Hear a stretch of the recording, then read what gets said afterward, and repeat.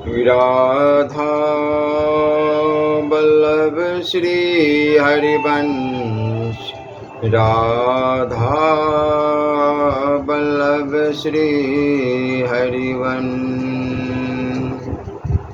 नारायणं नमस्कृत्यं नरं च नरोत्तमं देवी सरस्वती व्यासं ततो जयमुदीरये।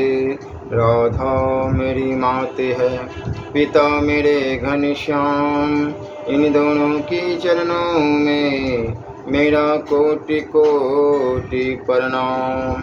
ओम श्री परमात्मने नमः। धर्म और भागवत की मम्र कथा। धर्म भगवान का स्वरूप। द्वापर और कलयुग के संधि काल में श्रीमद् भागवत ग्रंथ का आविर्भाव हुआ है। इसी संधि काल में जन्म लिया था महर्षि श्री कृष्ण द्रव्यान वेद व्यास ने। युग संधि काल के आघात से संभव था कि यह जाति उसी प्रकार नष्ट हो जाती जिस प्रकार से ग्रीस, रोम, मिस्र, बेबीलोनिया की महान सभ्यताएं नष्ट हो गई, परंतु महर्षि वेद व्यास के अनुपम दान से यह सभ्यता बच गई। महर्षि वेद व्यास ने वेदों का विभाग किया, अनेकों पुराण और उपपुराणों की रचना की, महत्काय महाभारत महाग्रंथ का प्रणयन किया। महाभारत के भीतर श्रीमद् भागवत गीता की रचना की गई। गीता को वेद रूपी गाय का दुग्ध कहा है और खुले हाथों इस दूध को परोस कर महर्षि वेद व्यास ने इस युग संधि काल में आर्य जाति की कल्याणकारिणी संस्कृति की रक्षा की है। इस ग्रंथों की रचना करके भी श्री कृष्ण द्रव्यायन के चित्त को शांति न प्राप्त हुई, मानो किसी महामूल्यवान बात की घोषणा अभी बाकी रह गई थी। एक दिन इसी चिंता से विसन्नचित हुए वे सरस्वती के तीर पर बैठे थे। उसी समय देवऋषि नारद का शुभागमन हुआ। देवऋषि और महर्षि के बीच मधुर आलाप आलोचना हुई। क्यों इतना करने पर भी उनके चित्त को शांति नहीं मिली, यह महर्षि ने देवऋषि से जानना चाहा। देवऋषि ने उनको चित्त की अशांति का कारण बतलाया। देवऋषि ने कहा कि इस युग संधि काल में जाति के कल्याण के लिए आपने बहुत कुछ किया है, परंतु गीता में जिनके श्री मुख की वाणी सुनाई है, उनकी सर्वांगनीय जीवन लीला कीर्तन किए बिना जीव का परम कल्याण नहीं हो सकता, क्योंकि श्री कृष्ण और श्री कृष्ण के प्रिय भक्तगणों के जीवन में ही गीता की महावाणी मूर्तिमान हो रही है। अतएव श्री कृष्ण की समस्त लीला कथा का सर्वांग सुंदर रूप में वर्णन कीजिए, श्रीमद् भागवत की रचना कीजिए। देवऋषि नारद के कृपानुग्रह से महर्षि वेद व्यास ने श्रीमद् भागवत के शास्त्र को प्रकट किया। भागवत की रचना करके उनको तृप्ति मिली। श्रीमद् भागवत का आस्वादन करके सारे भक्तगण आनंद में मग्न हो जाते हैं। जीव को परम शांति प्राप्त करने के लिए सहज सुंदर पथ खुल जाता है। इस ग्रंथ में निश्चय ही ऐसी कोई बात है जो पूर्ववर्ती ग्रंथों में प्रकट नहीं हुई। श्रीमद् भागवत में वह अभिनव बात क्या है, इसकी विवेचना संक्षेप में इस निबंध में की जाएगी। श्रीमद् भागवत एक शास्त्र है, अतएव सब शास्त्रों का जो मूल अभिधेय है वह श्रीमद् भागवत में होगा ही। इसके सिवा श्रीमद् भागवत में उसकी एक निजी अभिधेय वस्तु है, इसलिए पहले निखिल शास्त्रों के धर्म तत्व के संक्षेप में आलोचना करके तदंतर श्रीमद् भागवत के रहस्य की बात कही जाएगी। निखिल शास्त्रों के धर्म तत्व, निखिल शास्त्रों का सारे श्रुति, वेद और उपनिषद। उपनिषद ही वेदांत है। वेदांत विश्व मानव को पुकार कर कहता है कि हे अमृत के पुत्रगण, सुनो, सबका आवाहन करके सबके नित्य कल्याण का वेदांत जगत को उपदेश देता है। श्रुति की धर्म कथा यही है कि हमारा जीवन दुखमय है, दुख दूर करने के लिए हम सदा चेष्टाशील है। हमारी लौकिक चेष्टा से दुख दूर नहीं होता। कुछ समय के लिए आंशिक भाव से दूर होता है। दुख का सदा के लिए निर्वापन आत्यंतिक निवृत्ति नहीं होती। सब दुखों की आत्यंतिक निवृत्ति का उपाय श्रुति ने जगत को बताया है। शास्त्र हमारे परम सुहृद है। हम दुख को ज्वाला से जर्जर हो रहे हैं, उससे छुटकारा पाने के लिए सदा सचेष्ट है, परंतु किसी भी प्रकार से दुख के आघात से अपनी रक्षा नहीं कर पाते। इस दुख के आघात से अपनी रक्षा नहीं कर पाते। इस दुख में शास्त्र हमारे सर्वश्रेष्ठ सहायक है। शास्त्र वैज्ञानिक प्रणाली से अपने विषय का प्रतिपादन करते हैं। पहले दुख का कारण निर्धारित करते हैं, पश्चात उसके निराकरण का उपाय बतलाते हैं। श्रुति दुख का कारण बतलाती है।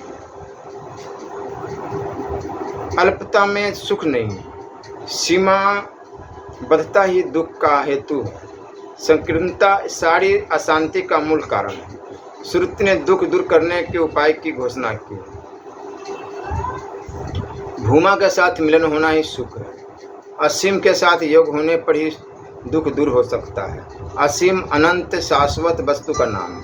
भूमा या ब्रह्म, इस ब्रह्म वस्तु के साथ योग होने पर जीव के सारे दुख सदा के लिए निवृत्त हो जाते हैं। ब्रह्म शब्द का अर्थ है सबसे बड़ा। बड़े को पाने पर ही सारे दुखों की चरम निवृत्ति हो जाती है। ब्रह्म का स्वरूप क्या है, किस उपाय से उसकी प्राप्ति हो सकती है, यही वेद वेदांत का सार कथन है। ब्रह्म प्राप्ति के उपाय का नाम उपासना है। उपासना का अर्थ है निकट आना। जितना ही जीव ब्रह्म के निकट आएगा उतना ही उसके दुख का अवसान होगा। निकटतर होते होते जब वह ब्रह्मभूत हो जाएगा तभी जीव दुखातीत हो जाएगा। यही निखिल शास्त्र का सार धर्म है। श्रीमद् भागवत की विशेष बात सब शास्त्रों का जो अभी ध्येय है वह श्रीमद् भागवत में भी है। इसके अतिरिक्त उसमें अपनी निजी एक नई बात है, वह बात और किसी शास्त्र में नहीं। श्रीमद् भागवत शास्त्र के प्रधान श्रोता कलिग्रस्त संसारी जीव है। अति करुणा के बस होकर श्रीमद् भागवत कलिग्रस्त दुख संतप्त संसारिक जीवों से कहता है कि तुम लोग इतना दुख भोग रहे हो, उपासना करके ब्रह्म सानिध्य प्राप्त करने की योग्यता तुम लोगों में नहीं है। मैं लाया हूँ तुम्हारे लिए अभिनव संवाद, सुनो। भगवान आए हैं, जीव तुम असमर्थ हो, उनके पास जाने की शक्ति तुम में नहीं है। यह जानकर परब्रह्म करुणा करके तुम्हारे पास आए हैं। तुम गोलोक जाने में असमर्थ हो, इसी कारण गोलोक बिहारी आए हैं। तुम्हारे लिए श्री वृंदावन में यमुना के तट पर यह श्रीमद् भागवत की पहली वाणी।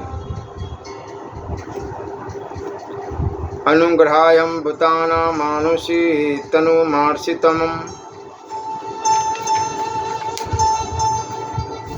संसार के प्रति अशेष अनुग्रह प्रायण होकर मानुषी तन धारण किया है। श्री भगवान ने आओ उनको देख जाओ, ब्रज में बंसी बट में गौचारण के मैदान में कितनी दूर की वस्तु आज घर की वस्तु हो गई है। वो है यह पुरानी बात है। वे आए हैं, यह भगवतीय वार्ता है। भगवान पुकार रहे हैं। श्रीमद् भागवत ने संवाद किया है कि जीव तुम उनको पुकारना नहीं जानते। तुम्हारे छीन कंठ की ध्वनि उनके गौलोक के आसन तक नहीं पहुंचती। तुम अब कहाँ तक पुकारोगे? कान लगाकर सुनो, सुनो, वे तुमको पुकार रहे हैं। मधुर मुरली की तान में मुरलीधर तुम्हें व्याकुल प्राण से आवाहन कर रहे हैं। तुम्हारी अपेक्षा सहस्त्र गुना आर्त भाव लेकर वे तुमको अपनी ओर आकर्षित कर रहे हैं, आकर्षण करते हैं। इसी कारण वे कृष्ण हैं। केवल मधुर तान में ही वे पुकारते हैं, इस कारण वे मुरलीधर है। उनकी वंशी सर्वभूत भूतम भूत मनोहरम है, सब जीवों की मनोहारिणी है, मन प्राण को आकर्षण करने वाली। यह श्रीमद् भागवत की दूसरी वाणी वे आए हैं और वे पुकार रहे हैं। भगवान में भावनातीत वेदांत ब्रह्म की बात कहता है कि परंतु क्या कहता है? कुछ भी कहा नहीं जा सकता। वह कहता है कि ब्रह्म अशब्द है।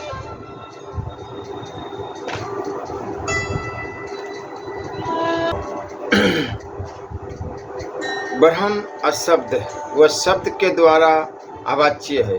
केवल इतना ही कहा जा सकता है कि वह अरूप, स्पर्श और अव्यय है। वह इंद्रियातीत है, मन के अतीत है, बुद्धि के परे है, ध्यान धारणा के परे है, यहाँ तक कि आलोचना से भी परे है अथवा उससे ऊपर स्थित है। इस भावातीत अचिंत्य के विषय में चिंतन करना साधारण जीव के लिए भय की बात है। चिंतन के द्वारा जिसका संधान नहीं प्राप्त होता, उसको चिंतन का विषय कौन बना सकेगा?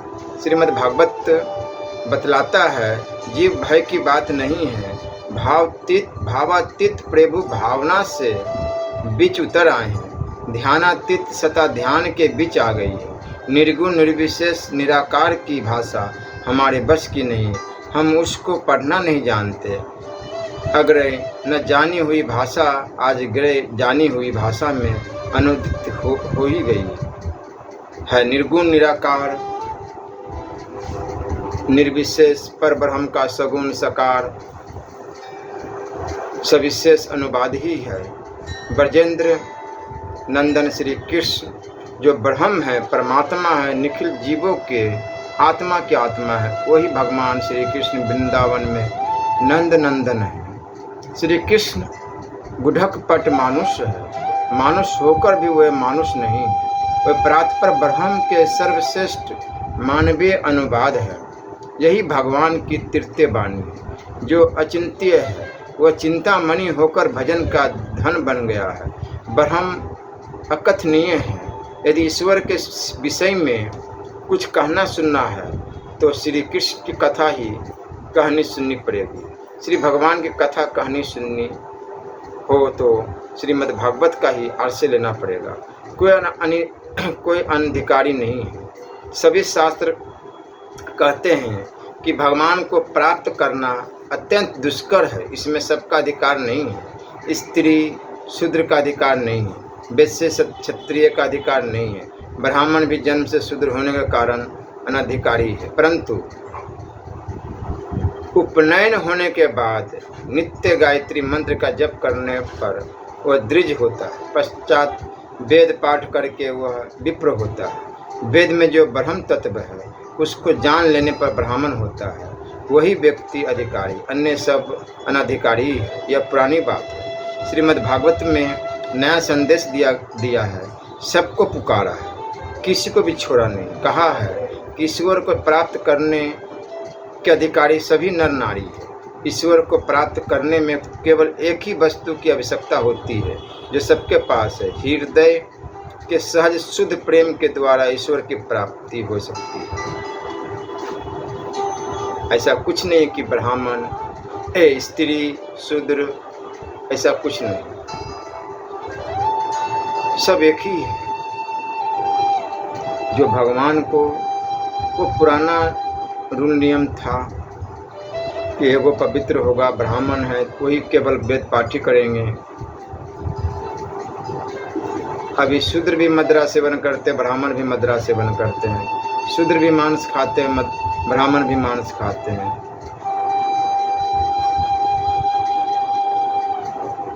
जन्म से ब्राह्मण और कर्म से ब्राह्मण बहुत कम है।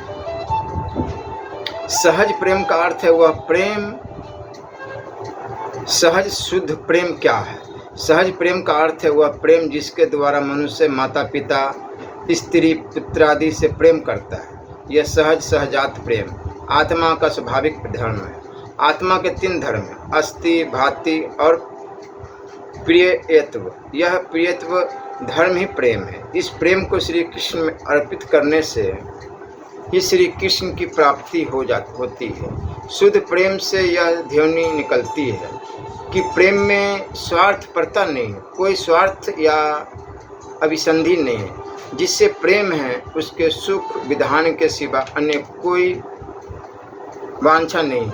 यहाँ प्रश्न हो सकता है कि क्या यह शुद्ध प्रेम सबके पास है? इसका उत्तर है कि हाँ है। हमारे प्रेम में जो मलिनता है वह प्रेम का स्वभाव नहीं, मालिन्य आगंतुक है। उसको हटा देने पर स्वाभाविक शुद्धता व्यक्त हो जाती है।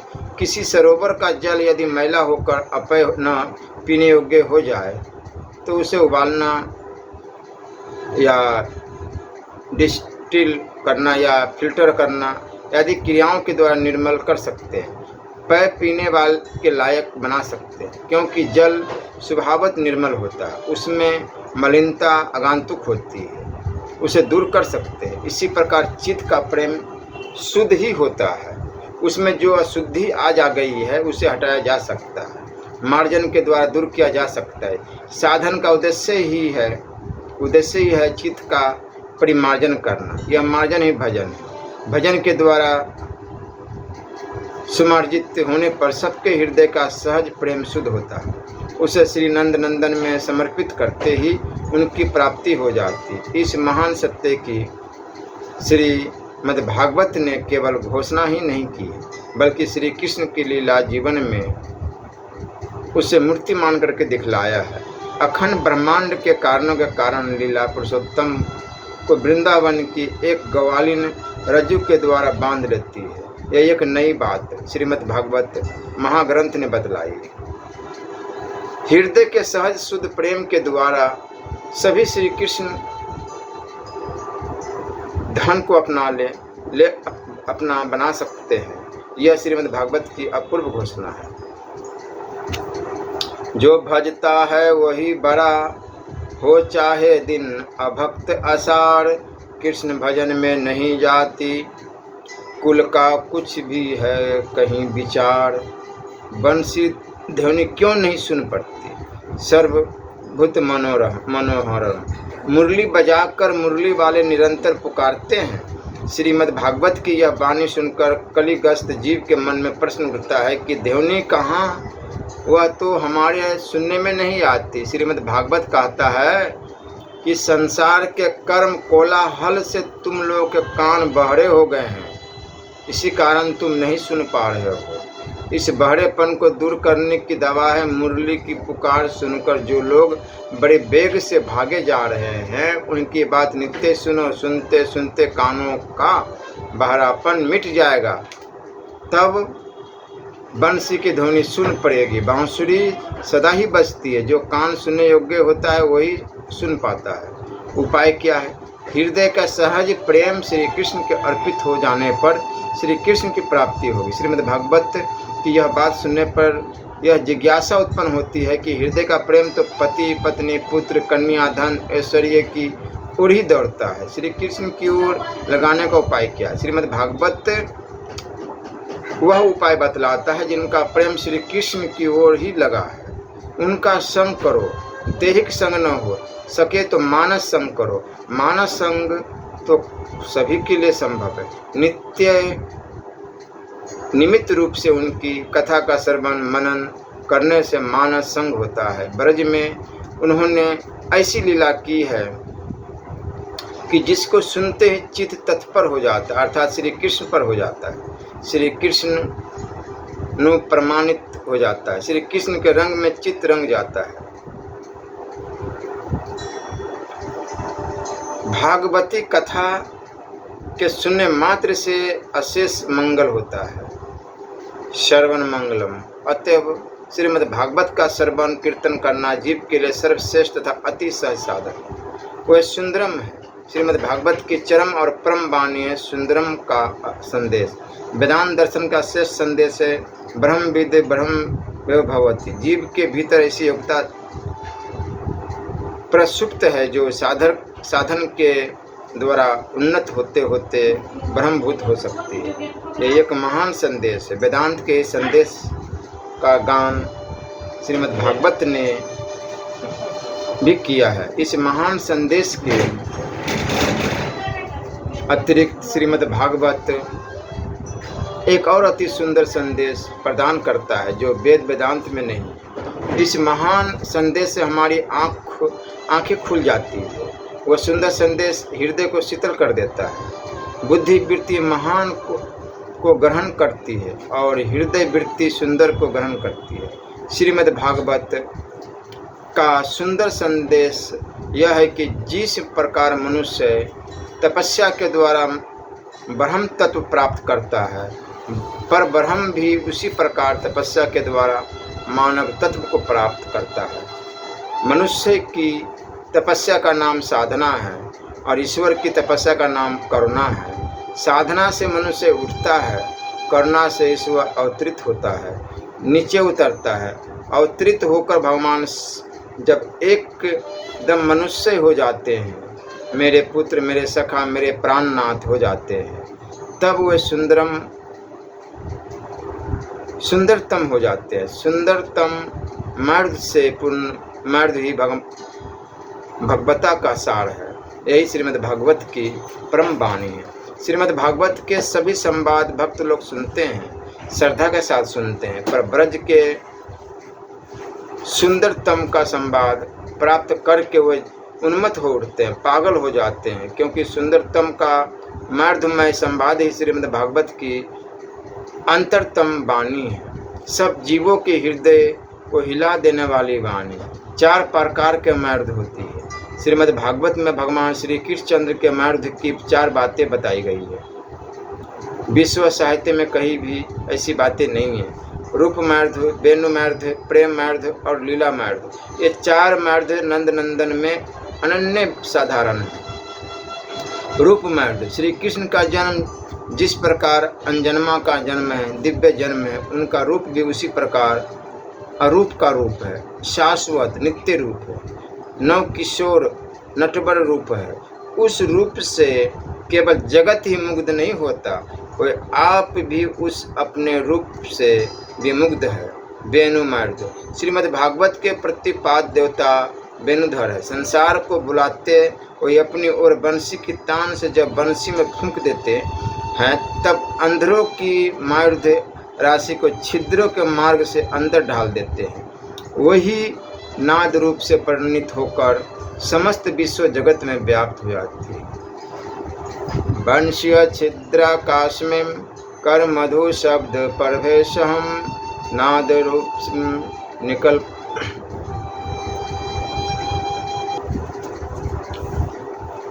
नाद रूप से निकलकर छाया सारे देश।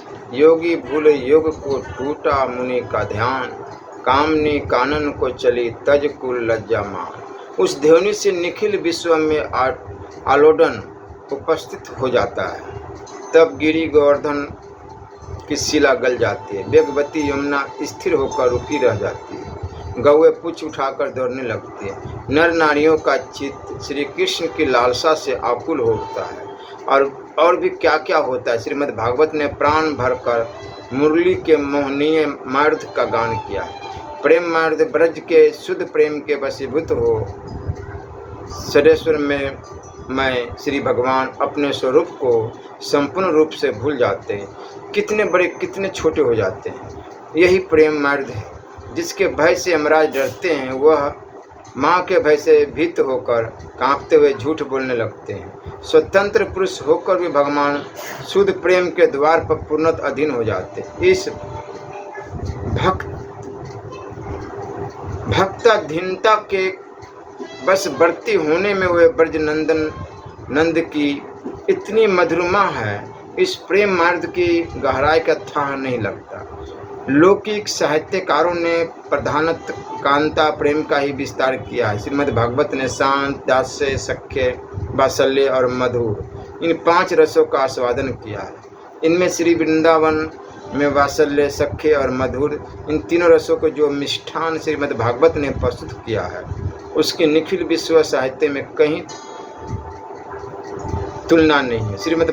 श्री भगवान भक्त हृदय के प्रेम मर्द के भोक्ता है। इसी कारण श्रीमद् भागवत ने अशेष विशेष प्रेम रस के जितने वचनीयमय प्रकार हो सकते हैं उनको सांगोपांग प्रपंचित किया।